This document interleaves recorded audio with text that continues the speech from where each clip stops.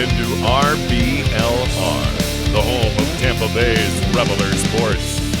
Good morning, good afternoon, and good evening to all the Tampa Bay Rowdies fans out there in Tampa Bay and beyond. I have reason to believe, based on Twitter, that there are Rowdies fans around the world because everybody was responding this past weekend to an amazing feast for the eyes.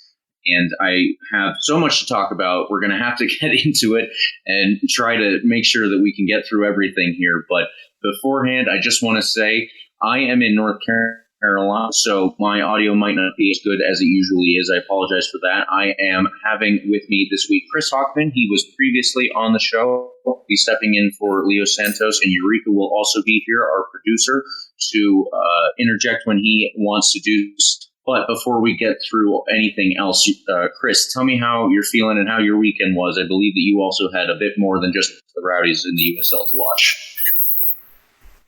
Yeah, well, just got back from my honeymoon, so and congratulations been, a wild few weeks. Yeah, thank you very much. And it's my birthday tomorrow, so it's been a wild run for a bit. But as a result, just a lot of traveling, so under the weather on the weekend, which meant I was on ESPN Plus instead of at Erlang, but was able to catch everything, so it was really enjoyable. But yeah, it's been a great few weeks. It's been like the best 3 weeks of my life. It's been amazing. So yeah, just thank you. Thanks, guys. Thanks everybody on Twitter. I know there were a lot of messages, so thank you to everybody. Well, that is awesome to hear, and obviously we need to wish you an early happy birthday here. So all of that now aside really quickly as well, I want to say please follow RBLR Sports on Instagram, on Twitter, and on Facebook. You can like and subscribe to our podcast as well on all major podcast platforms. Please do that so that we can get the word out for RBLR Sports, not just the Rowdies beat, but also the Rays, the Bucks, the Lightning, possibly some other teams. I know that there was an extra football team announced today, apparently. So who knows what we'll be covering in the future. But right now, we do have to move on with the Rowdies, who won the Eastern Conference Final for the second year in a row, and for the second year in a row against Louisville City. It was maybe the most amazing game I've seen live in terms of the emotional investment. I have seen games live that, had more going on, including possibly the Rowdies game versus Tulsa. But the emotions in this one, I think, were just through the roof. And there were over 7,000 people, in fact, 7,120 to be exact. Many people were packed into Al Lang Stadium. Unfortunately, I am in North Carolina. As I said, though, I was... it's unfortunate that I was away from the game, but it is a vacation. So we were able to watch that up here, and I was so happy because it was so incredible to watch, like I keep saying. And the USL Championship Final now awaits us this upcoming Sunday. I will be there for that. I already have my tickets, and I hope to see everybody else there as well. Unless anybody has anything to say here, we're going to jump into the questions and analysis section because we've got a ton to get through. And not enough time. Well, I was going to say the atmosphere was absolutely amazing. It's 7,000 plus with the Thunder Sticks and with a traveling Louisville City section. It was everything you would want and more. I mean, we keep saying that a couple weeks ago and a week ago, and it just keeps building. This was beyond an amazing experience, and then we're about to get into it, but the game was memorable forever. I mean, 20,000 people in the Tampa Bay area are going to say that they were here to watch this game, but fortunately I was one that was there to capture with some of the Instagram videos that we posted out there with just how excited and amazing the crowd was. Yeah, and we've got a lot more, I think, in terms of the reactions to cover as well. And if you are dissatisfied with everything that we have here, please go on Twitter because there are so many videos, you will lose your mind watching them.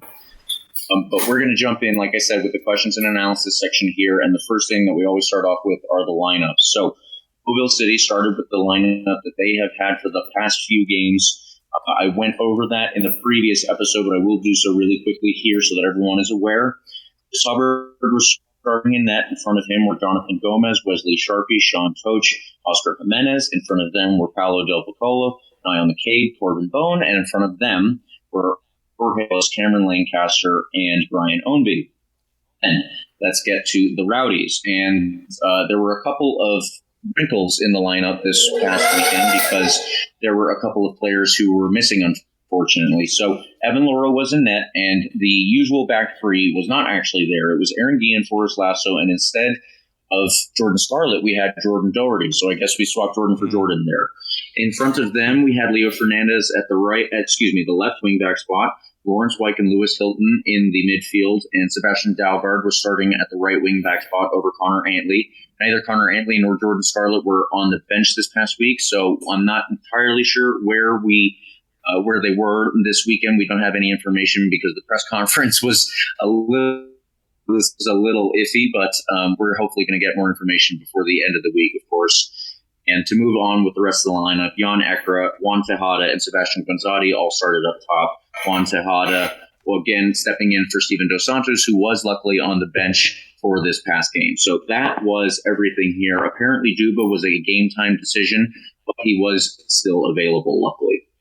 Louisville, like I said, they did have their same lineup, and everything seemed very cagey and nervous early on. I think that the Rowdies were, a bit more jilted in their play than I have seen them, and I think that this really came from Louisville trying to play the Rowdies game back at them. There was a lot of high pressure, and their back line was pushed up almost to the midfield line at times when the Rowdies had the ball. So yeah, it was very interesting to watch there. And within the first 10 minutes, unfortunately, Louisville came in and scored, and definitely those nerves seemed warranted at the time.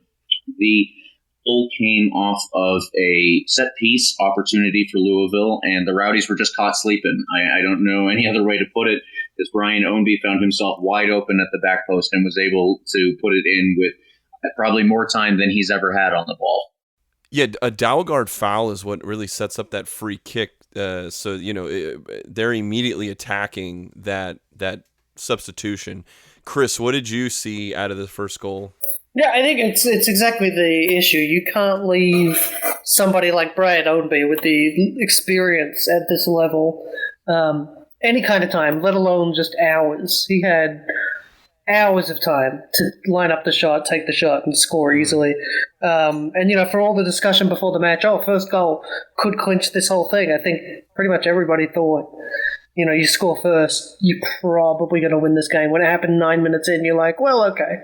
There might be a second goal in this match. But, yeah, Brian Ownby can't be given that kind of space. And it's a worrying sign. There's just this lack of homework. I think the Rowdies have had a habit of starting slowly, but this is really one of the first teams they've had that are at their level.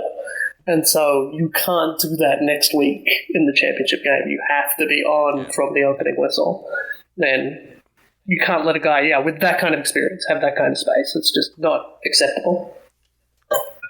I think that that's absolutely right. And the previous issues that we have had with the slow start, that's something that Leo and I had discussed for, that rough stretch over the summer.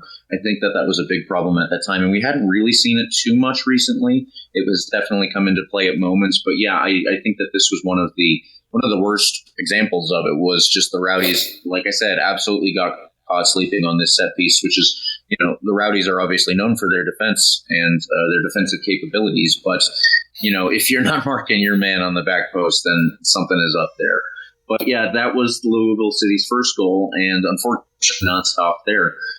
Louisville, like I said, they were playing a very high line. They weren't letting the Rowdies build anything at all. I noticed when Lewis Hilton had the ball, especially, there were several players around him. And when the ball would drop back to someone on the back line and they wanted to try to find Lewis Hilton, there were people almost in a box around him at times. 1, 2, 3, 4, all covering his every angle. And I just noticed, Louisville, like I said, it seemed like they were trying to play the Rowdies' usual pressing game against us, and it worked to a great advantage for them in the early part of this game, because then you move on into the 23rd minute. And unfortunately, we have another goal for Louisville City. Paolo Del Popolo ends up going down the left wing for Louisville, and he gets a cross off. I believe he beat Jordan Doherty to do that when he got to the end line. His cross came in, and Forrest Lasso, as a defender, this is what you hate to see. And Forrest Lasso, I'm sure, would be the first person to point out where things went wrong and what happened there. But the issue at the time was, it did ultimately bounce off his foot, and it went underneath, I think, his ankle, which sent it up and then in an arc over Evan Loro's body and bounced into the net. And suddenly the Rowdies are 2-0 down in the Eastern Conference Championship, and it was just really nervous times for me, at least in North Carolina. I didn't hear everybody in the stadium, obviously, but it did seem as though, the fans were kind of stunned and they didn't really know exactly how to respond to that. I don't know how you guys did. Yurika, you had more insight from the stadium itself, but it was very hard. Yeah, it was definitely a balloon getting popped. It was sudden and immediate, and however, though, I don't think the crowd really was ever out of it, but it was more of just like, what is going on? Because what we've seen, we haven't talked about on the other side, is that the Rowdies have owned the possession for most of this half, and this is only halfway to the first half, but they're creating offense, but not a lot of chances. And now we've just seen, 6 minutes ago there was or about 10 minutes ago there's a goal, and now we get an own goal, which is just insanely uncharacteristic for this back three. But I guess not a silver lining, but one thing that was encouraging is that we still had owned the possession to this point. And Loro not freaking out, not yelling at Lasso, just kind of calmly trying to reason with the defense to settle down. And as much as it was just sudden and quick, it wasn't. The Rowdies hadn't really. I don't think they'd earned that 2-0 deficit as much as they just had really two bad. Just lapses, just complete malfunctions, and now at those exact times were the worst times to put a ball in the net. Chris, how did it look on you, ESPN Plus? I think the producers at the Rowdies made some really great decisions with cutting to the crowd and really getting that like stunned. That's the right word for it, right? Yeah. But one thing that was really noticeable on the broadcast was how Evan reacted straight away, throwing up, calm. Think for calm, not freaking out. It's a pretty bad mistake. To me, it looked like a communication mistake. So I don't know who you'd really put at fault there. But those kind of goals happen because the defender's not aware of where the goalkeeper is. Evan immediately asking for calm, I think, was the perfect reaction. There wasn't, because I've seen the opposite happen a lot, where goalkeepers freak out on their defenders, and that just would not have helped the situation. Yeah. Certainly. Well, and two, it's a notable that they're attacking again on the Dalgard side of the defense. So maybe with a new guy that hasn't been there, not the new, I'm sure they trained, but with someone that hasn't been there in about a month and a half, you're. Maybe Lasso's overcompensating for something in that particular moment. They were diving right at the back end line. I don't know if it's between, like you said, communication error mixed in with. The ball was pretty close to being at the touch line at the very end, and so maybe he miscalculated his slide or something. It's just a comedy of malfunctions again, but we saw immediately after this, though, just about 4 or 5 minutes later, probably the best chance of the half. Guinzotti gets set for a free kick. Lewis Hilton comes in on the sly and just rockets something towards Hubbard. Hubbard had to dive and make a stellar save to keep this, but again, the Rowdies not giving up, even though especially now that they're down 2-0, they kind of had to. Wake up from this lapse. We talked about it last week. There's always this lull, this moment, and Chris, you had mentioned that we can't. These are very unfortunate to have if you're going to have them. But from this moment on, the Rowdies kind of kicked into an extra gear offensively in my approximation. Absolutely. Like that goal's the shot is a really good example, and Hubbard, an incredible save. It was just incredible football all around, really. The cut back, the shot was phenomenal, and then it was a really, really good save. And actually, Evan Laura might have been the second best keeper on the park in the game, because Hubbard really had a great game. Rowdies could have won this in regulation if not for a pretty stunning goalkeeping performance, honestly. And part of that was his defence, making the Rowdies have difficult looks. But that, especially for me, was one of the best saves I've seen in USL this year. Really great save to keep it 2-0 at halftime. And James, I know I had thrown up a little minute-long halftime kind of thoughts on what my situation was, where basically the Rowdies did own the possession. They couldn't create any really big chances, and now they're down 0-2. How did you feel at halftime after watching the lineup and watching the first 45? How were you feeling the game was going to go? Yeah, halftime. I mean, I was sitting on the love seat up here in the new living room that is, uncomfortable surroundings for watching a game like this, you could say. And it's just like everything is very weird. I know that the Rowdies have definitely had bad games over the course of this season. We've covered those extensively, but this is not something that we're used to seeing. Even when the Rowdies did lose, I don't believe that it was quite so not one-sided with the chances, obviously, because I don't think that Louisville had a ton going their way. They did have the two best chances turned into maybe not even the two best chances, but they did have the two chances that turned into two goals. And it didn't really seem to me like, the Rowdies did always have a way back into the game. And Steven Dos Santos came on at the halftime break for Juan Tejada.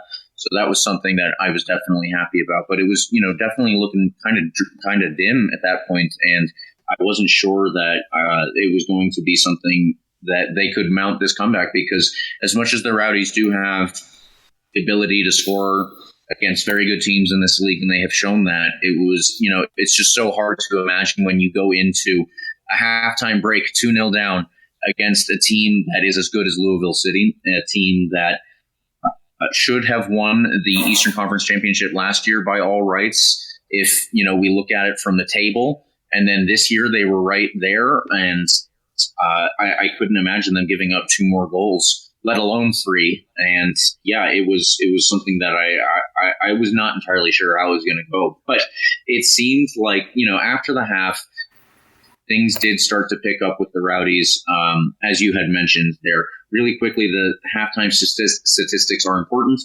Louisville City, essentially, like I said previously, it seemed like their pressing against us was holding us stifled, but we did keep the possession. It was 62% to 38% in our favor. But if you look at the shots, it was only 1-1. So we weren't really creating anything past our own halfway line, it seemed to me. And I think that as much as we were starting to get a bit better when we had the ball, we really didn't turn that into too much. Once the second half got started, it really did seem like things were getting a little bit better.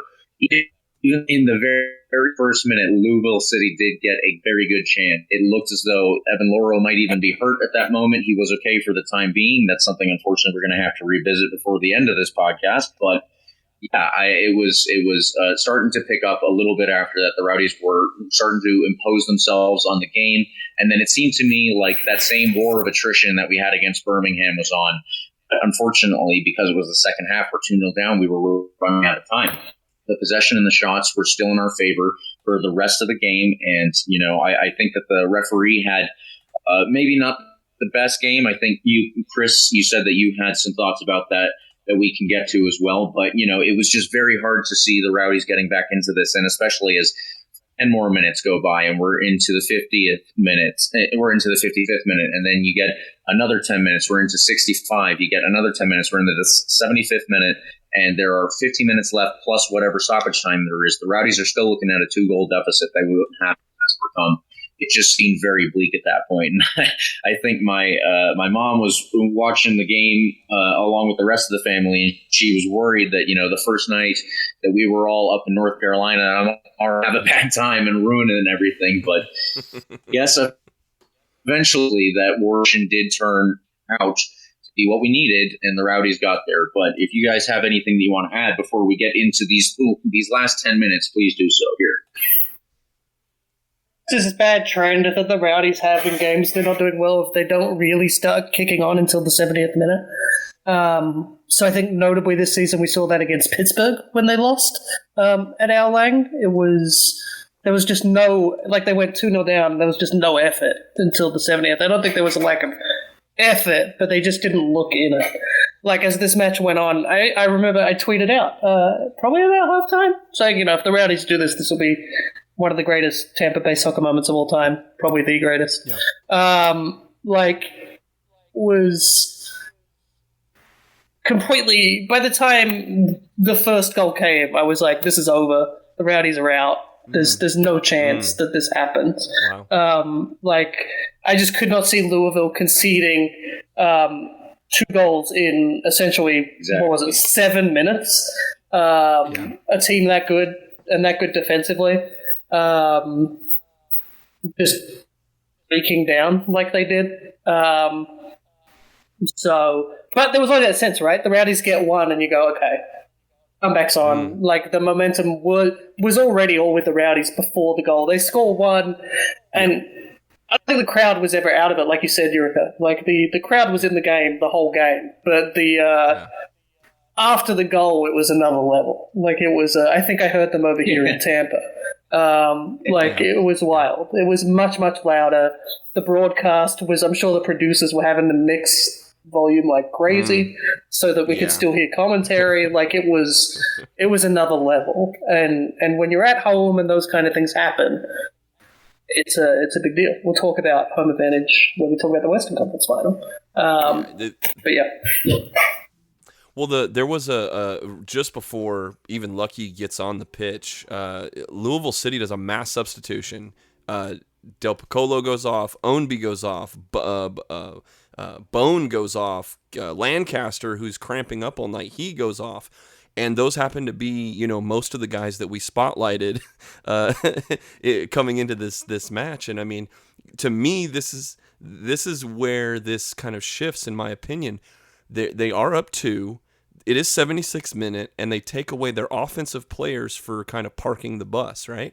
Or at least to me, it looks like that. He's parking a car, Chris, yeah. I mean, but still, though, Chris, you had even said it, like the Rowdies. It wasn't like Louisville had this momentum offensively, and then they're like, okay, now we're going to turtle up. They had already been doing that, but now they're taking off some of their best midfielders, some of their best forwards, and now the Rowdies are about to bring on, the savior of St. Petersburg. So it's just like, it's to me, I'm looking at the 76th minute now that, on a second viewing, and I go, oh no, this was it. This was the turning point to me where they brought in a hockey line to play defense, and we brought on even more offensive firepower.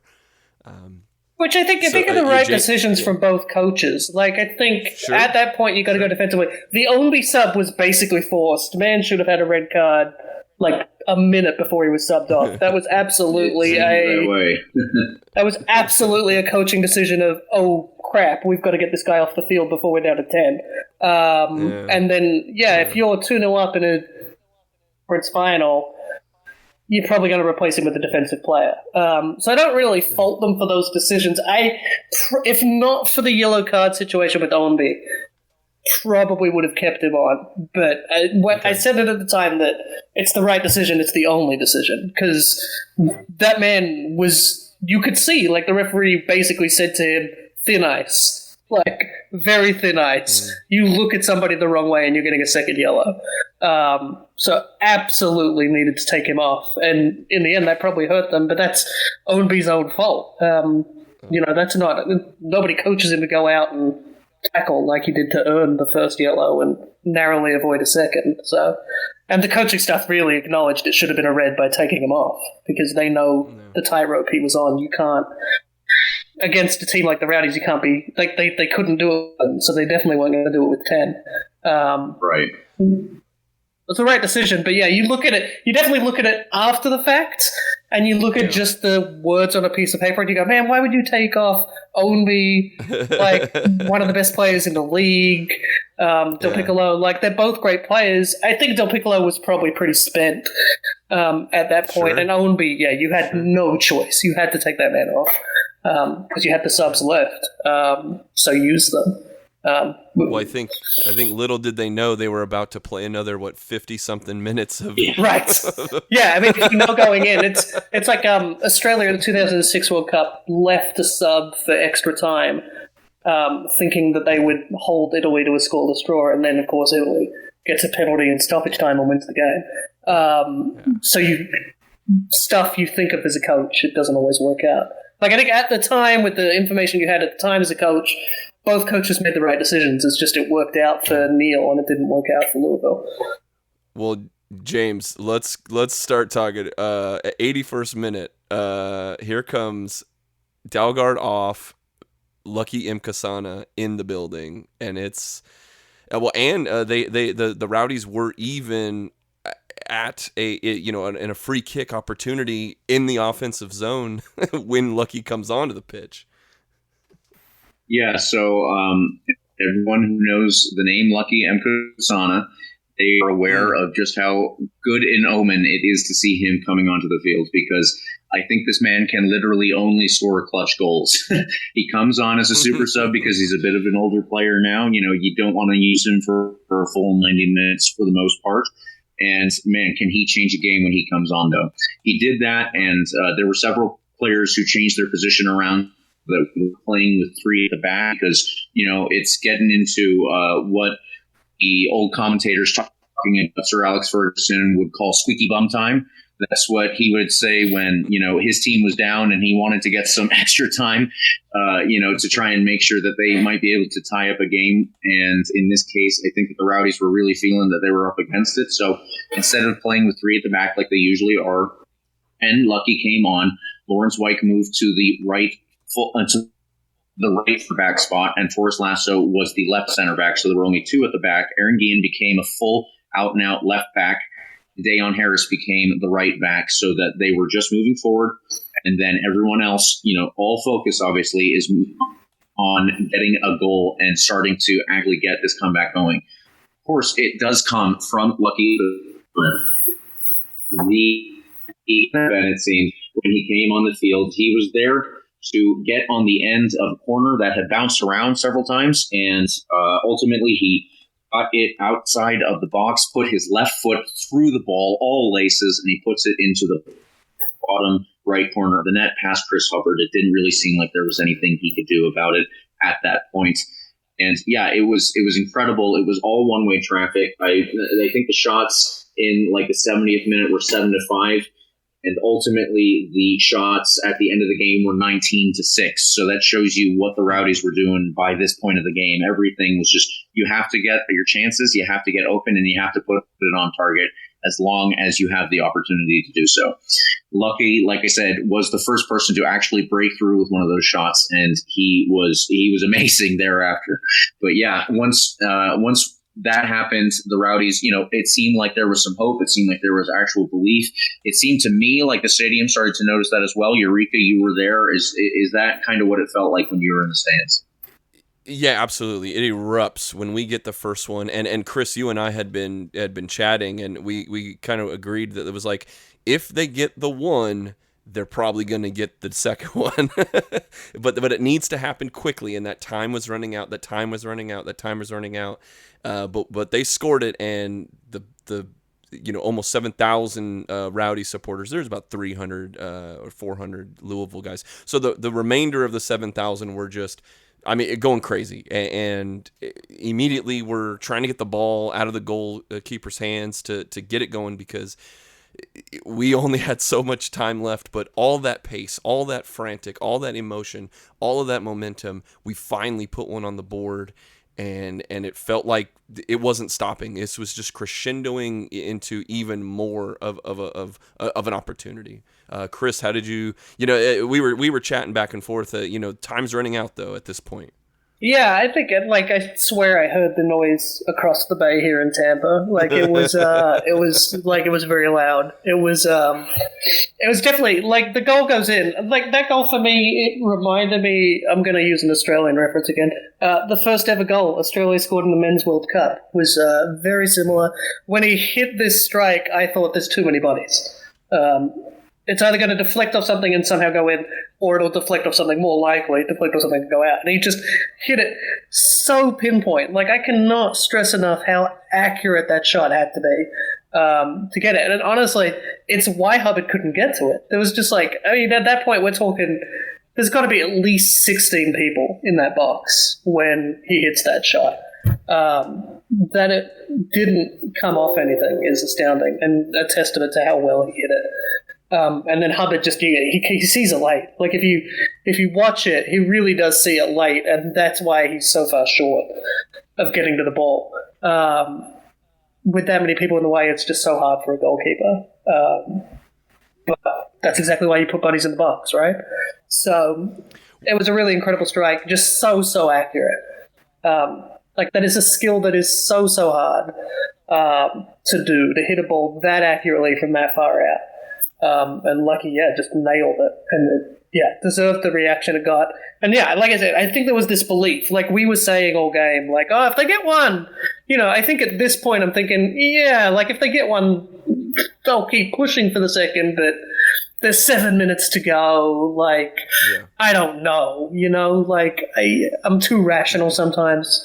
I've been in sports journalism for too long to look at this from that fan perspective of hope. I've been a Central Coast Mariners fan for too long to know what hope is. You just, from the amount of games I've seen, you just don't expect that to go. You don't expect what happened next to happen, right? Yeah. You guys were saying that you expected if they scored one, they would score a second. Well, in my neck of the woods, when I was watching this game, I kept saying over and over, if the Rowdies get one, they're going to go into extra time, and they're going to get another one after that, and they're going to win this game. As much as the clock was ticking down, it did seem like eventually it was going to get there. They just needed to get that one to tie it up. Everything, like I said, was going one way. It was all in the direction of the Louisville goal, and we get 4 minutes of stoppage time given to us at the end of the 90 minutes. Actually, that's not all that it was, though. When the Rowdies get the ball, I believe in the 90th +4 up, and they try to score, obviously. They ultimately win a corner. So the clock is still ticking down, and the clock ultimately goes past 90th +4 minutes, and we're into the 90th +5. That corner is kicked out and saved. The deflected shot ultimately goes out for a second corner. And that is where we get another chance here. Lewis Hilton puts it in, and there is so much bobbling around with this final ball. I believe it got hit once. Dayon Harris just kicked it back up over his head, doesn't know where it's going. Cleared it again, it falls after Evan Loro tries to get on the end of it to Aaron Guillen's feet. Evan Loro was in the box even at this point, but Aaron Guillen has the ball at the top of the box, and he puts this looping ball up over the defenders who are all sitting right at the top of the 6-yard box. Forrest Lasso is at the far post along with a couple of other Rowdies players, but his 6'5" frame is obviously the person that Guillen is aiming for. Lasso gets up all of his strength to get that ball back across the net, and where Lucky is standing unmarked, just like the first goal that Louisville scored when Ownby was on that far post, and puts it in. I think Lasso makes up for his own goal with the assist here. I think Lucky has etched his name in Rowdies lore even more than he already had with his, last-minute goals in the playoffs last season, and he sends us to extra time against this Louisville City team. When he is running away, first of all, again, the fans here are just absolutely screaming, losing their mind. I don't know if people on this mountainside here could hear everybody in our house, but it's entirely possible. Lucky, I think, was so overwhelmed by emotion, he just pulls his head into his shirt, and Evan Loro, because he was in the box, is right there behind him to start shaking him, celebrating. And it was so emotional. I just couldn't believe it. At one point, I collapsed on the ground. But you guys tell me how it went for you watching. I think it registered on the Richter scale at least a little bit. The entire stadium is shaking. I caught it on video even. It's ridiculous. The equalizer was massive, and I cannot understate. It's joy. It's a weight being lifted off of the back at the same time. Like, it's just the synergy of all of that energy and the frantic, chaotic mess that was that goal until that rainbow of hope from Loro into Lucky's header. Just boom, there we go. No one can believe that it's going on, including the players. If you look, there's a really good shot that Dos Santos is grabbing Lucky by the head and just looking at him like, how did you, like, let's go. How did you do this? Yeah, how did you do this? It's just, after all that, after all the time spent, after all of that, we end up with the equalizer, and here we go. And now it's like we said, if we get the one, we're going to get the second one. And here we are. And it couldn't have happened. I mean, even on commentary, they're saying this could be the last kick of the game for that corner. Just a phenomenal job all the way around. And Evan Loro, you had said, here we are. There's a big blue jersey in the middle of the box there, and it's Evan Loro just doing a phenomenal job creating.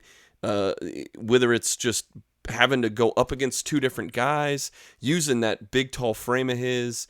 And he was crucial on some of those headers that might have been 50-50, but whether his gravity or just him pushing people away, it was just enough to kind of force the ball around the box until 77 could put it through. So many things have to go right for this to happen, right? So stoppage time has to be 4 minutes. If it's 3 minutes, the game's over. Yeah. And then, I want to clarify something because I see some sore losers on Twitter. Stoppage time is a minimum. Right. So when stoppage time is announced as 4 minutes, it's a minimum of 4 minutes because you add stoppage time to the stoppage time. Because there were some fouls, there were corners, stoppage time gets added on. To Louisville's credit, I don't think anyone on the pitch complained. I don't think any of the coaching staff complained about it being a fifth minute. It did seem like they understood. They got it, but people on Twitter don't always understand the laws of the game. So you add stoppage time to stoppage time. Otherwise, you would just foul people all the time, stay on the ground, and be like, well, there's only 3 minutes to play. Yeah. Forget about it. Time wasting's dumb in a stoppage time league, by the way. But yeah, it's just I'm gonna go slightly blue here, so we can cut this. Eduardo Galano, in his book Soccer in Sun and Shadow, which is a great read if you haven't read it, says the goal is soccer's orgasm. That goal was absolutely the release of fans, absolutely defines what Galano was talking about. It's just absolutely that. And it's the difference that soccer has from the other sports we cover. And goals are more frequent in hockey.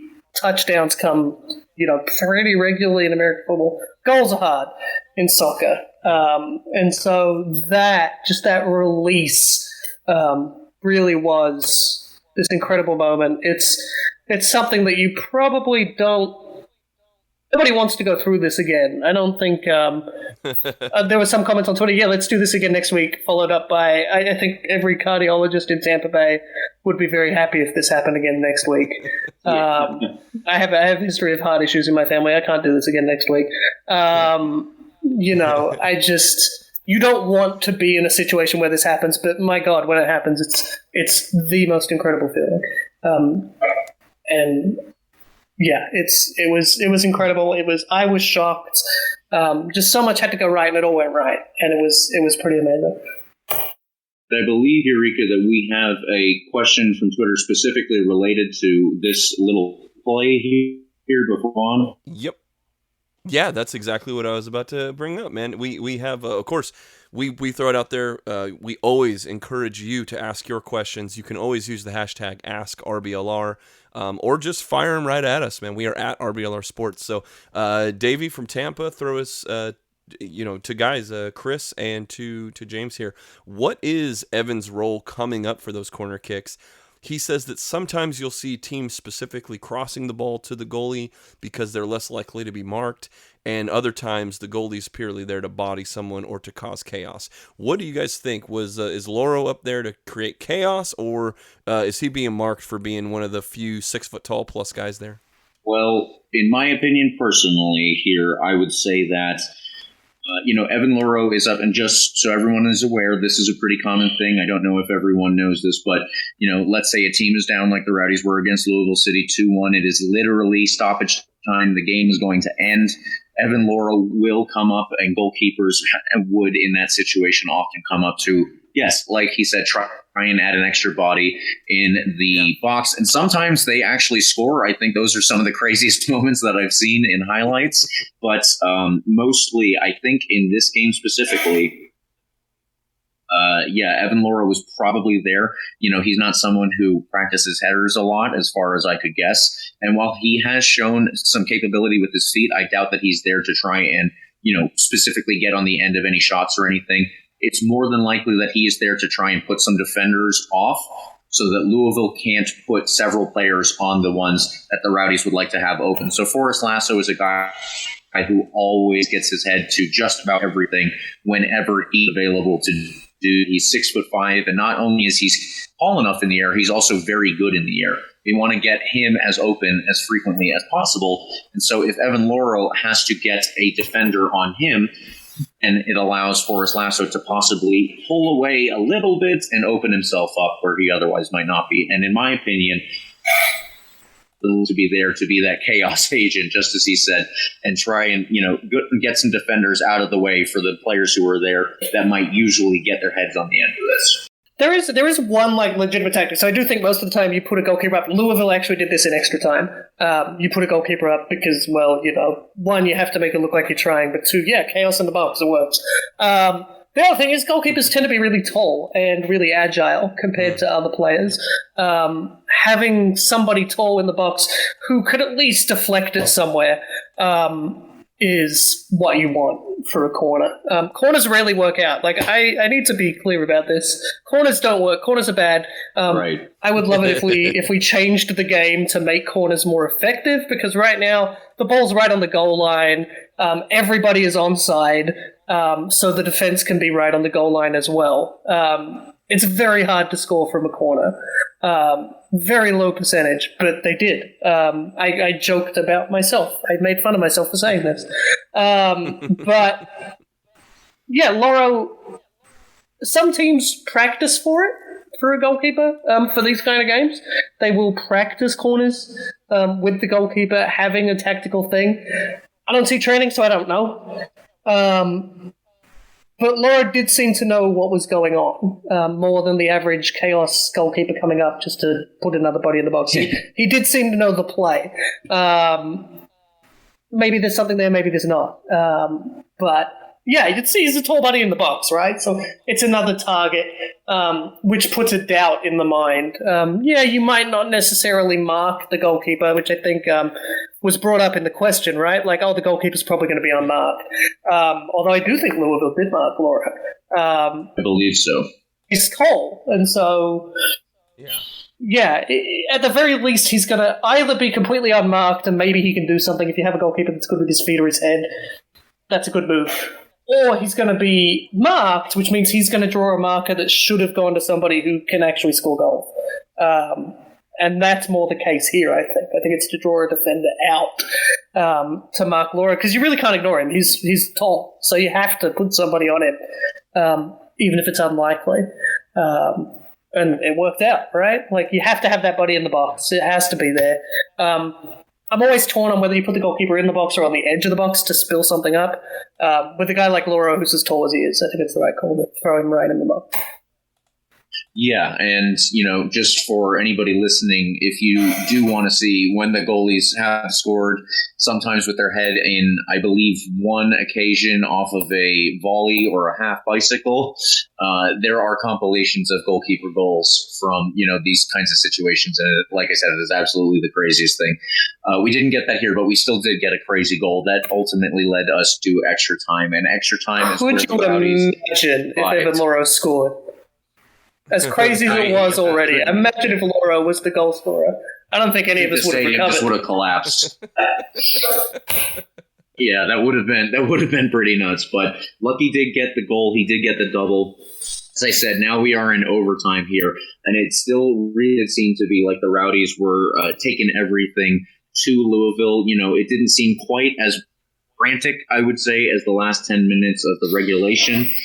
And it was a little less hectic than that, but the Rowdies did still seem to be bossing stuff. Ultimately, we did get one more headed goal because apparently there weren't enough already. Steven Dos Santos ends up getting on the end of a cross, and he is the one who puts the game at 3-2 after Lucky seemed to score again, but it was called back. I thought it was erroneous, but as Chris pointed out, it is very hard for a referee to make that decision, and especially, like you said, in a championship game, it's very difficult for a referee to call that without having VAR, which we don't have, so we had to go. I have had to call that kind of goal in my career as a referee, and at this level, and you have to sell it. If you're going to give that a goal, you have to be able to confidently say, there is no doubt on my mind that was over the line. I, as an assistant at a game at this level, did not give it. I said straight away, I looked at the assistants and centers communicate in ways people don't realize. I just look at the referee and just shake my hand below, down by my knees. And he straight away goes, no goal, no goal. It didn't go over the line, no chance, it's not a goal. And he runs off, and this is in about the 94th minute. And then moments later, and I can see him, he's just walking over to me as the game progresses, and then blows his whistle because he knows every player on that field is running straight to me as the assistant. You have to sell it. You have to be right in that position. You have to be confident. In a championship game, this was in a regular season game. In a championship game, no chance in hell anybody's giving that goal. Especially without goal line technology, without VAR. We had VAR in USL, but we don't anymore. And even on the replays, I'll be honest with you, I didn't see anything conclusive on the replays. So I just don't think you give it. You just can't give it. It's just way too risky. When there's a trophy on the line, you can't give that goal. There's no chance. Right, and with that, it stays true. So we have to keep going. The Rowdies do that, and they do what they do when they need to get a goal. Steven Dos Santos is there. He gets his head on one, and at that point, I think the Rowdies were pushing this game all the way through. They did get the one that tied it up, which possibly might have been louder. I don't know. But Steven Dos Santos for this one scored, and it still seemed to me like the stadium was about to fall over. There were chances after that, and Evan Loro did come up for one very big stop at the end of the game. He was huge in that moment, but I think the biggest part, obviously, was the goal. Steven Dos Santos putting that away was just a phenomenal ending to this for me. And Yurika, how was it when he actually put it into the net? Even crazier than the Richter scale one. Well, although at the second one, the equalizer, I think it was the hope coming back to the game on top of the craziness that was the score. At this point, though, we now have had momentum for over 100 minutes. So the entire game, the second goal seemed the inevitable. And then now that we're in extra time, not only do you have this deflation of Louisville City, trying a defensive tactic, and it didn't work. They were up 2-0. They played defensively. It didn't work. And so on top of that, we have just keep firing away, and we have fresher legs. We have better offensive firepower, and we've been doing it the entire game. So I think it's just when the third goal goes in, it's just like, here we go. Now we just need to do our own defensive mindset here, close this thing out. And I don't think anyone had a doubt. There was no doubt in this crowd of the 7,000. There were no people were hopeful that we would equalize, and then there was no doubt about it once Dos Santos gets the header in. Pretty confident crowd at that point. Just pins and needles now about when is the clock going to run out. So. Yes. Yeah. And ultimately, when it did, we were all celebrating up here. I can only imagine what it was like in the stadium. But yes, there was video of, all of the players from after the final whistle and everybody celebrating and losing their mind. Unfortunately, I think Evan Lauro might have actually done himself a grave injury, but we're going to have to see how that turns out. We don't have any information at the time, or at the time of recording. So right now we're just working with everything that we saw from this game here. And yeah, it was amazing. The final statistics for possession was 57-43, so not quite as overwhelming. But then the one big thing that was overwhelming, you look at the shots, and it was 25-10 in favor of the Rowdies. I think that kind of tells you where the game really was, especially once you get past that first half. So that got us through the game, and I think at this point we have our man of the match. As far as I'm concerned, there's only one person. I think that Chris was saying this ahead of time. It's very hard to give somebody the man of the match when of how many minutes were played in this game. He only played as many as he did, but it's obvious that he had the largest impact. He almost had a hat trick, if not for a dubious call one way or another. It's got to be for me, Lucky Umkasana. Chris, Yurika, what did you think for your man of the match? Yeah, 100%. Lucky Umkasana. I if I want to be contrarian, I think Lawrence Wyke had a really good game. Yes, he does a lot of stuff that goes under the radar. Yeah, does a lot of stuff that goes under the radar. He often has that second assist, which they count in hockey, but they don't count in soccer. He's often that guy. I have known Lawrence for, years and years and years and years. I used to do commentary at Trinity University, which is where he first played college soccer. So been a big fan of his for a very long time. But he, often goes under the radar, does a lot of things that do not get noticed, and I think really did that. But yeah, I mean, you can't. Like, Lucky Umkasana, yeah, he came on in the 81st minute. But man of the match goes to somebody who influenced the game, had the biggest influence on the game, and that was unquestionably Lucky Umkasana. Yeah. Exactly. I mean, you think there's that midfield that when I was previewing it last week, I said the midfield is what's going to be make or break. And of course, Lawrence Wyke, phenomenal job. Hilton, I mean, we do not get the craziness without his service. I mean, he's the guy they go to for these crosses and for these corners, and he puts the ball, like Chris said, every little thing needed to go right, and if it's not without his service, nothing even gets started. So I mean, he could have just rocketed it all the way across everyone. Like unfortunately we saw kind of Deon Harris when he came in. We haven't talked about this yet, but sort of not exactly having the best game that he's had, and the defense was kind of pushing him. But on the other side, Hilton is just able to cross and be there. But when it's all said and done, I mean, the guy that put the ball in the net to keep the season alive is number 77. I know people have joked on Twitter about putting the statue up. He has been. He doesn't have to be there for a long time. He's there for a good time. He gets in. He wrecks shop, and he is ultimately the reason, the cherry on the top of the reasons why we are the Eastern Conference champions. There are a couple more Twitter questions that we want to get through. Yurika, can you get us started on those? Yeah, let's go. The first, of course, ask RBLR is the hashtag if you want to get into the conversation. Our man Brett at St. Pete Flux, I got to actually meet him this past week. He just has one question, what the hell, guys? Like, this was madness. What the hell? So I guess I'll add on to his question, like, Chris, was this like the craziest at least Tampa Bay Rowdies game that you think is in existence? Ooh, look, I wasn't around to watch the OG Rowdies, Sure. and the Mutiny certainly had some weird ones. But yeah, certainly this era of the Rowdies, and certainly since they've made the switch to USL Championship, there was NASL was this familiarity breeds contempt kind of thing. There were not many teams. You saw each other all the time. You had some wild games, but yeah, this game was nuts. I've seen crazy games. I've been on the opposite end of a game that was about as crazy, where my team went 2-0 up in extra time and then went on to lose.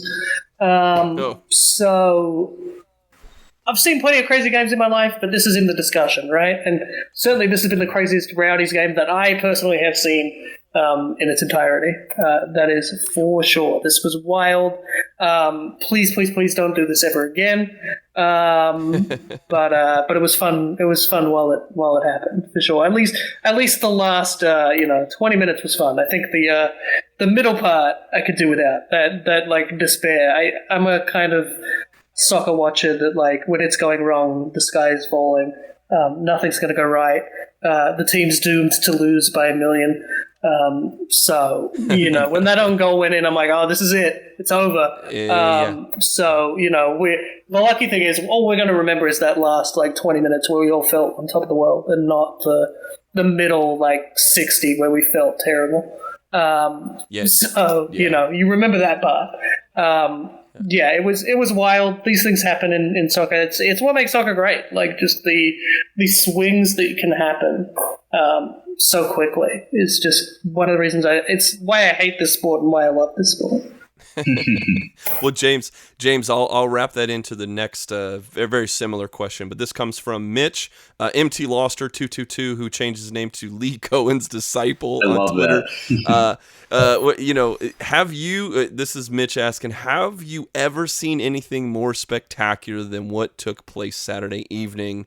And adding on, how many of Lucky M. Kasana's prints have you bought that were done by Mike Pendleton, of course? And of course, if anyone wants to grab one of those from the Ralph's Mob, they have a link at Ralph's Mob on Twitter to grab that amazing print. But bringing it back around, have you seen anything more spectacular, James, than what took place Saturday? I have watched soccer consistently since roughly the 2006 World Cup onward, and I support a couple of different teams. I support the U.S. and Scotland internationally because I was born here, and my dad is from Scotland, who really brought me into the game. I support a couple of club teams, including the Rowdies naturally, but I support Rangers from Scotland and Barcelona. I think there are a couple of things that have happened over the years that have been, crazy on a level like I've rarely seen. I think when the U.S. had to win their final group stage game in the 2010 World Cup onward, and Tim Howard has this long throw up to, I think it was Landon Donovan, who ran it down, and he tries to cross it for, I believe it was Clint Dempsey, who missed it, but then he crossed it after getting it out to Josie Altidore, I believe it was. And it comes in, Clint Dempsey shoots it. It is saved by the goalkeeper, and Landon Donovan gets the follow-up and scores. I think that was up there among the most amazing moments when Scotland qualified for this past Euro. Nobody expected them to. Scotland qualified. The team has honestly been so poor for so long, and then they came back into this playoff position that they had to get through. Serbia, by the way, just qualified for the World Cup, beating Portugal with Cristiano Ronaldo in Portugal. This is essentially that same team, and the Rowdies held them up until penalties and beat them there. I'm sorry, the Rowdies. Wow. Scotland did this, and the Tottenham Rowdies. That was up there among the most amazing moments. Seeing Germany beat Brazil 7-1 in the World Cup in 2014 was crazy. The U.S. in Brazil, to Trinidad. Yes, exactly. And us losing to Trinidad ahead of the 2018 World Cup. That was heartbreaking, but then you have to compare it with the women's team winning the World Cups. There are so many moments that I could list in soccer. And I still think, I posted this on Twitter, I still think in terms of the emotional impact, with the Rowdies being literally my hometown club team, that I have gone to games consistently, and even if I didn't see this one, I was watching it on television. I still think this is probably the most emotional moment that I've ever had watching this game, and that includes so many ups and so many downs on so many occasions. I was blown away, and yeah. What can you say? What can you say other than that? Yeah, I mean, I was there, and I still don't believe that it happened.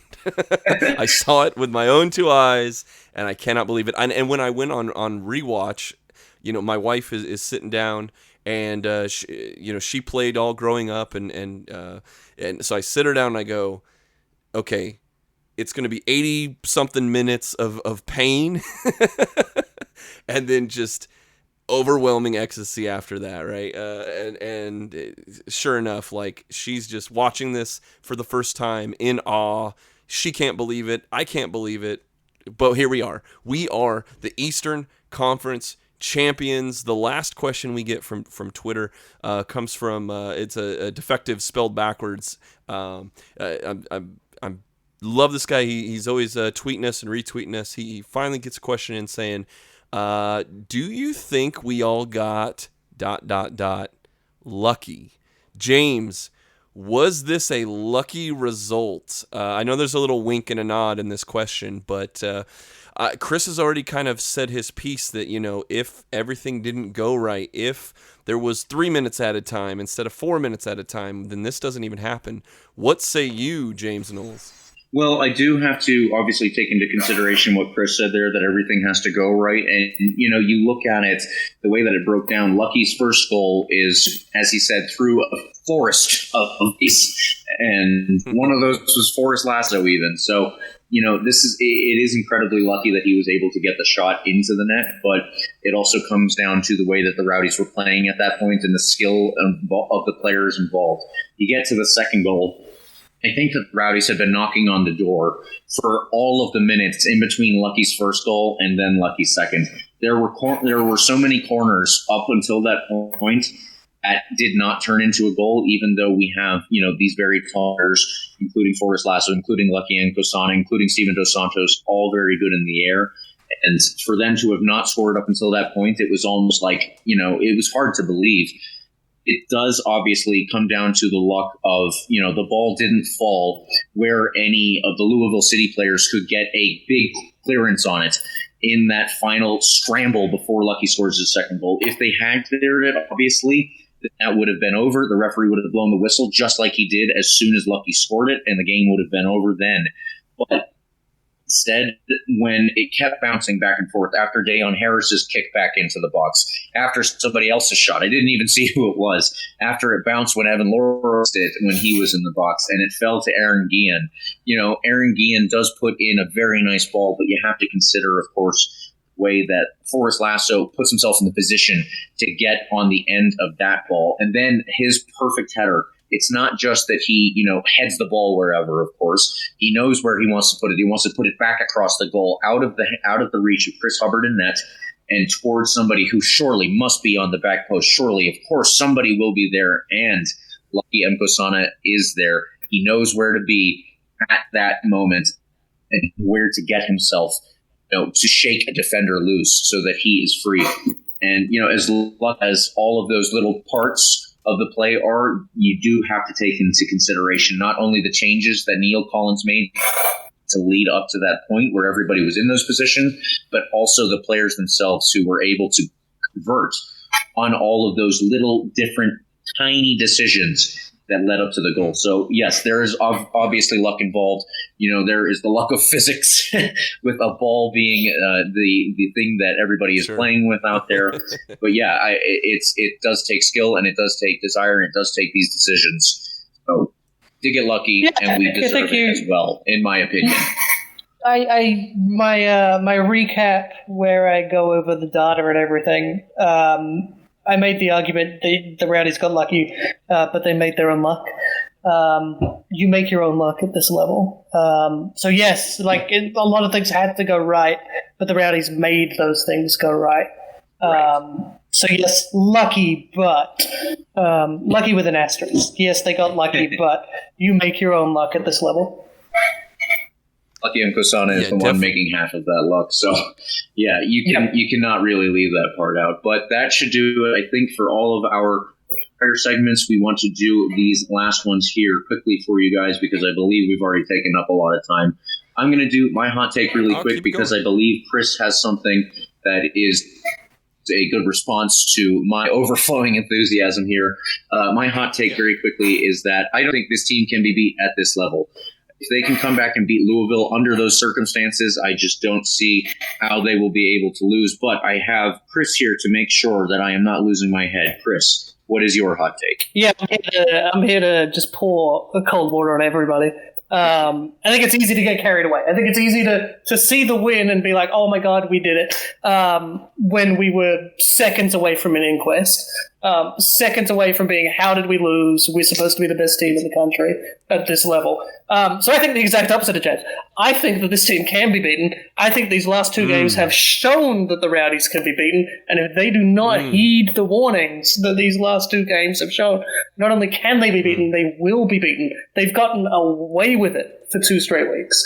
I don't think you get away with it for 3 straight weeks, and that's spicy. That is that is my hot take. I don't think I think this confidence is bravado. It's I understand where it comes from, because a good result covers over a multitude of sins, but there are problems, and the last 2 matches have really highlighted those weaknesses, and if Orange County do a better job of doing their homework than Louisville did, they will win. Louisville, I think, played, in my article, I argued, Louisville played right into the Rowdies' trap. Played right into how the Rowdies want a team to play, and that is something that I don't know if Orange County are going to do, but we will see. Going to get into that right now because we do have someone, as you said, that is an expert on the West Coast. We've got a bit more information than just what Yurika and I will usually bring by watching a couple of games here and there. Yeah. No, it's exactly why we, of course, invited you here, Chris.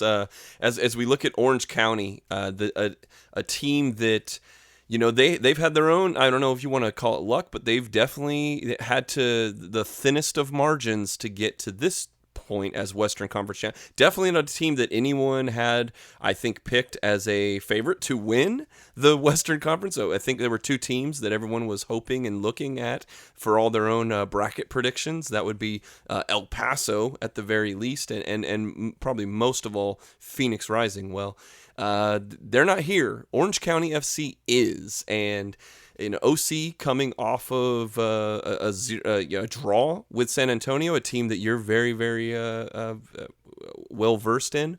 I kind of have looked. I've done my research here, and Chris, I just kind of want to get your feedback and of course your education on what we're missing and what we need to know. If they're going to do their homework, is this a team that can beat the Tampa Bay Rowdies? So what I've seen out of Orange County is last week they did play San Antonio, who's another team that plays 3 in the back. They came out in a 4-5-1, but I've seen through the few games that I was able to watch that they do pivot. They try to create havoc with unpredictability, and even this formation can be fluid into a 4-1-4-1 or a 4-2-3-1. So really just they can kind of bend and mold as they need to. And on offense, I think they're, as much as they are trying to be unpredictable and they are trying to do some things to catch you off guard, they're always looking to find Ronaldo Damas up top. I think that through all that, they do a lot of the same kind of crossing into the box that we see when the Rowdies don't have a Dos Santos on the pitch. They do a little bit of this kind of creating on the wings, going into the box, and then hopefully Damas does his thing. On defense, I kind of do think they are susceptible to kind of the crosses that the Rowdies end up doing, whether it's Fernandez or Antley if he's able to get in again, or Hilton that we talked about just a few minutes ago. And I think they do give up space on the backside of crosses as maybe they kind of either overcommit to one side of the box or they mark a guy. Like if the Rowdies have a Dos Santos, or if they have a Lucky Mkasana, or if they have even Sebastian Guenzati running around, I think they have a tendency in the last few games to maybe mark those key players, and they give up maybe where Lawrence Wyke might be, where Jan Ekra might have a few more chances. I think, Chris, we saw Marcus Epps for San Antonio create a bunch of chances that were amazing. He had 6 shots overall. A few of them were blocked, but he did get on target more than a couple times. And if they try to overload support to Sebastian and to Dos Santos, we might see a guy that we haven't made as man of the match, or someone come in and be able to score a goal. So how do you see Orange County playing specifically against the back three, and what the Rowdies are going to try to do? Yeah, I think 1,000%. If San Antonio could hit the broadside of a barn, we'd have been looking at San Antonio playing the Rowdies this weekend. Yeah. Like, they just cannot finish. It's been the problem at least all of this season, probably all of last season, and probably all of the season before that, if I'm completely honest. Yeah. They can't finish, and that's why they're not here. With apologies to all my friends in San Antonio, that's why the team's not here. They couldn't finish, and it's shown by the fact they couldn't score from the spot. I'm not one of those, penalties are a lottery. No, taking a penalty is a skill. It is part of the game. Yeah. It is a skill. It is not a lottery. You're either good at it or you're bad at it, and Orange County is very good at it. So, the first tip is don't let this get to penalties, right? If this gets to penalties, you're banking on Orange County winning it. They've come through 2 shootouts in a row against, I would argue, better teams. I know Orange County hosted this. The only reason they hosted this was because they had one more win than San Antonio did. If it was based on goal difference, which it should be, San Antonio would have hosted and San Antonio would have won. Wins means you've also lost more games, so I don't like wins as a tiebreak. Goal difference is a bit of tiebreak. It encourages attacking play.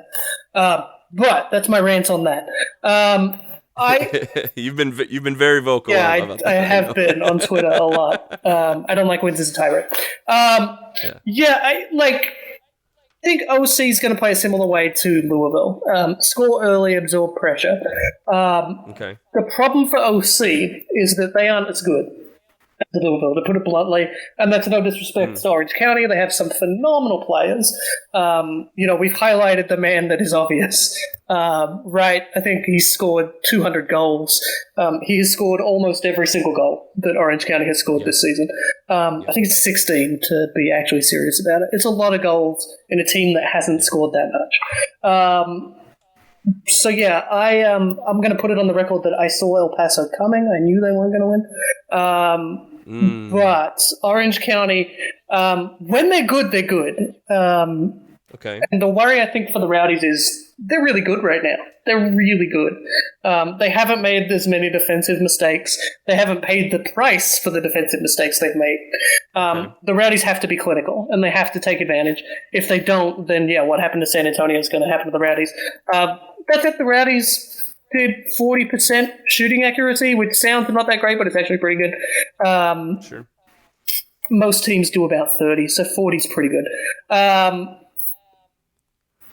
I think you highlighted where the Rowdies can win this game. I think OC can win it is a counter. I think a really quick counter, bang it on. I think the longer the Rowdies don't stay in front, the more nervous you get. When you're playing a team like Orange County, they can counter. They have the strength on the wings to get the ball into the box, and in Damas, they have a guy that can score. So, it's one of those things. I hope it's going to be an entertaining game. I worry it won't be. To be honest with you, I worry that Orange County will shut up shop and try and slow the game down, because that's how they've beaten teams. They do a good job of it. Control the pace and you control the game. And both of these teams know that, and both of these teams will try to do that. An early goal would really open it up. So I think that'll be interesting to see. But, you've got to see a similar thing to Louisville, I think. There's not as much quality there, but if they can snake a goal, I would worry. if I'm a Rowdies fan watching that game. Same thing as, though, they're going to give you a lot of opportunities. We saw that. San Antonio saw that. They're going to give you chances. That they let San Antonio back in that game is kind of inexcusable, honestly. They were up, they were heading there, and they had to go through penalties. So they're going to give you chances. You just have to capitalize. The Rowdies are better at that than San Antonio was, quite frankly. And I don't think anyone at San Antonio would disagree with me. I was there. I was at that game a few weeks ago. That's all we talked about. So, the Rowdies are better. So they are going to take those chances and score goals. I'm going to get a prediction out of you. I don't want you to jump too far ahead, but I did want to go through a couple guys, 3 to be exact. And the first one was Ronaldo Damas. He is their leading scorer, like you said, part of the Haitian national team. He didn't have a good match against Oakland Roots, but he did score the lone goal in regulation. But he, like you said, there are these little opportunities. So as good as he is, I think he gets dispossessed a lot. He loses battles in the air, and he does lose duels. So defensively, I think... Again, the Rowdies have seen. He doesn't. Yeah, he doesn't work going the other way for sure. Yeah. But and then in the midfield, which is where I think we were talking about Wyke and doing all these little things that they add up, but they don't necessarily get on the score sheet. 2 of these guys. First would be Dylan Powers, a former Orlando City. If there's not reason enough to want to be rooting against this guy, former Orlando City and Colorado Rapids player. Most recently, he played for Dundee United in Scotland. I think he absolutely killed it against San Antonio. I mean, he's one of the reasons they were able to stick around. As a defensive mid, he wins his duels, he makes good clearances, he recovers very well in transition, but he's very aggressive. So as much as that's a good trait, that also leads to fouls for him. He is good at intercepting, but he's going to have to clamp down on tackling if they're going to have success in the midfield. He's kind of their he's kind of their Hilton, I think. He's their corner. He's their cross specialist. He's their guy in the middle that's got a motor, plays good defense for the most part. But if Powers gets a little too excited or he can't really clamp down with the speed and tenacity of our wings and our midfield, we might see a pressing Jan Ekra take advantage of him. The third guy that I'll bring up is Eric Calvillo, former New York Cosmos and recently San Jose Earthquake. He has appeared for El Salvador, and here's another guy, creates on offense, good passing. He's got a very good long ball, but he does get if he's dribbling in the midfield, he has a tendency to give up the ball. I think defensively he can be out-dueled, and he's not very tall, so I think in the air he loses in the air pretty frequently. So. Good when they're good, like you said, but I think they're going to have to maintain that for 90 minutes, So, James, was there any other guys you had wanted to highlight that you've seen in your research before we have Chris tell us how bad we were? Well, I would go through a couple of the former MLS players, but honestly, I think that at this point, it's probably best to let Chris tell us more about where we would see things, because I have a couple of guys that I remember from their days in MLS, and I don't know at this point exactly how good they are or aren't. So we have somebody who actually does, and then he can give us a lot more information. Yeah, Dylan Powers is a good one to highlight. That pivot role that he has is really crucial. He ended up in Orlando because he was playing for the Austin Aztecs, who left town overnight and went to Orlando. So he made that move as well. But yeah, he's a good player and he makes that pivot well. One guy that I think flies under the radar for Orange County is Thomas Edwardson. Okay. He's older now, so he plays more of that impact sub role. But he comes off the bench and he scores goals, like a certain Lakim Casada does in Tampa Bay. So he would be one that really flies under the radar. He hasn't scored a ton this year. He hasn't needed to. But he does come up. If you have been watching USL for a long time, you know that name, and you know he's going to come up and score goals. I believe he's won awards. He's certainly been on one of the teams of the year. has Thomas Edwardson. And he's been at Orange County, I think, from back when they were the Orange County Blues, which is a name I will never forget him for having. But he's a really good player, really experienced, and in this kind of game, that's what you need.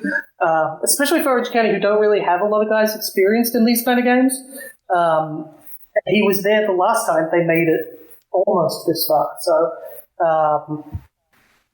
they're easy to discount because they haven't made the playoffs in a couple of years, but they do, when they are hot, they are hot.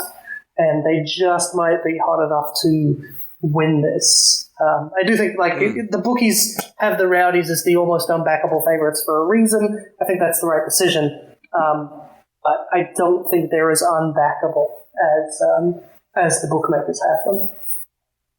All right. Well, with that, I think our last thing here is to get into our predictions. So, Yurika, would you like to do one, or would you like us to do one and then go from there?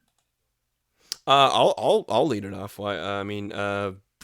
Chris kind of took some of the words out of my mouth here. This is a team that if Justin Dillon doesn't hit the post, they're not even here.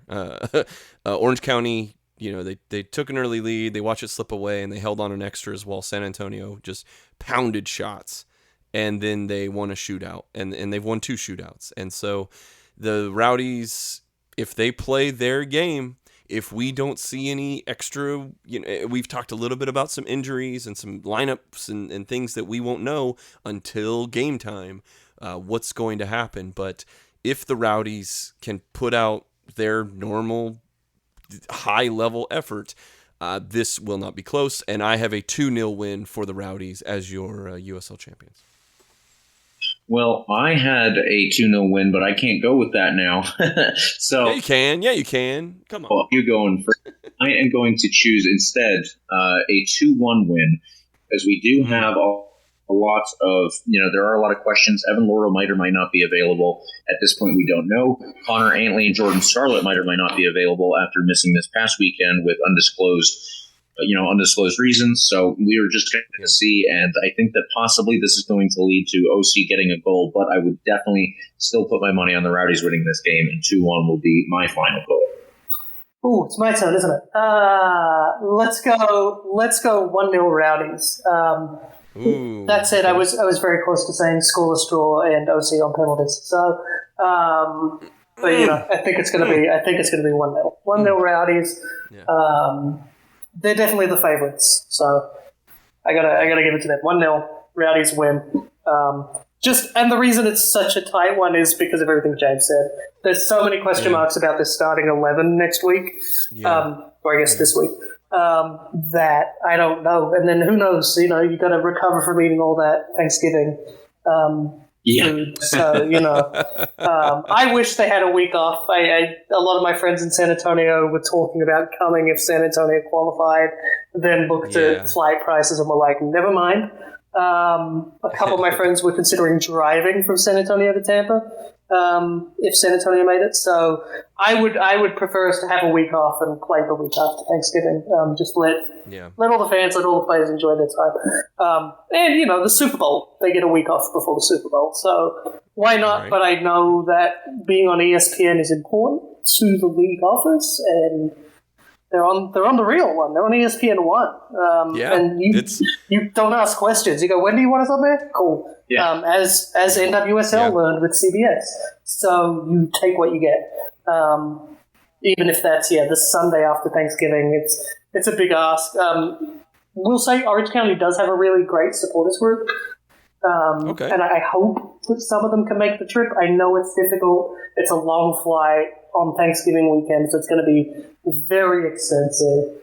But I know the noise doesn't come across because somebody asked, why is it so quiet there? Our Lang Stadium has a really big roof right over Ralph's Mob. Champion Soccer Stadium does not.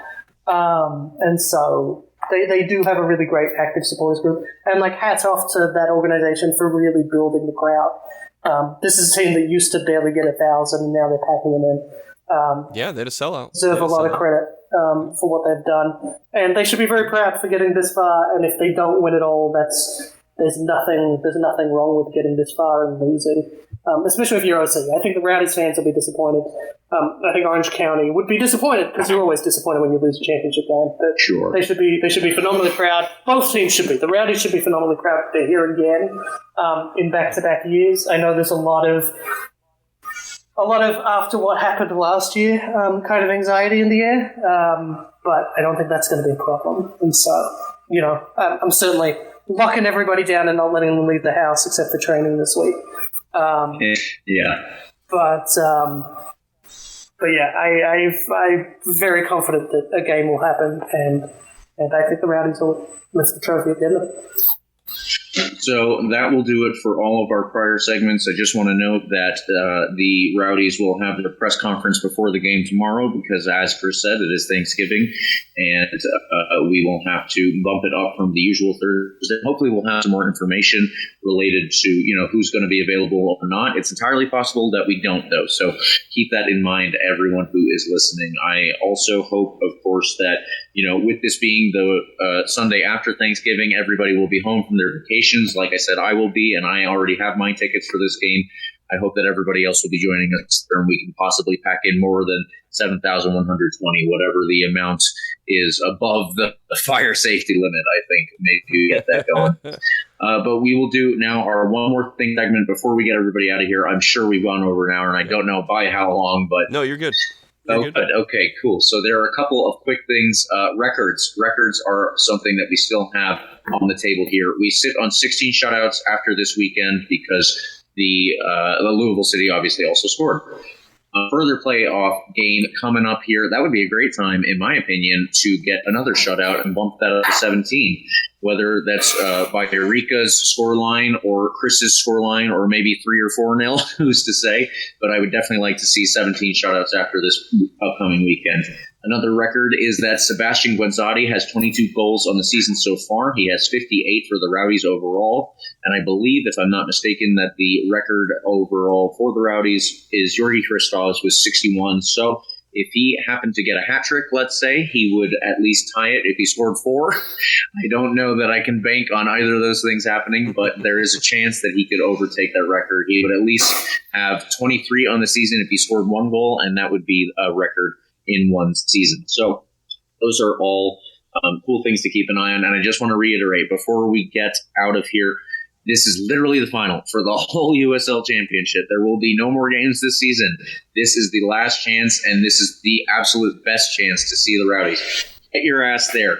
Pack Al Lang Stadium. They are posting this on Twitter, left and right. Please make sure that there are empty seats because this is the best time to see this team. And now that we have everything else done, I would love to go ahead and say thank you to all of our listeners for tuning in this week and all the weeks prior and hopefully all the weeks to come.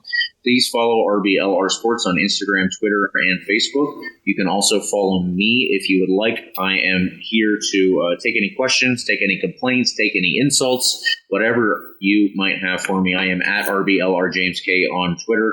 Please, Yurika and Chris, tell us where they can find you.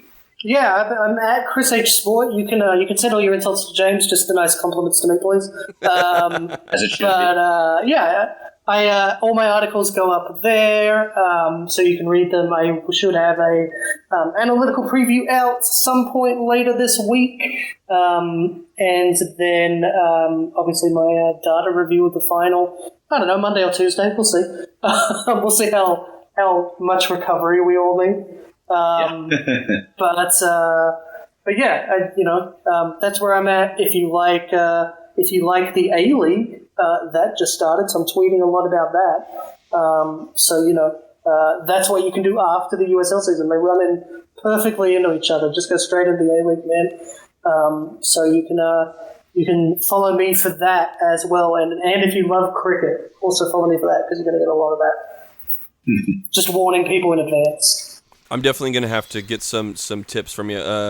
Cricket is a game that they're speaking foreign languages and the rule sets. It looks like if you drop me into that universe, and I wouldn't know what to start. So we're definitely going to have to get some one-on-one time, Chris, about that. But I am at Yurika RBLR. That's YURIKA RBLR on Twitter and Instagram.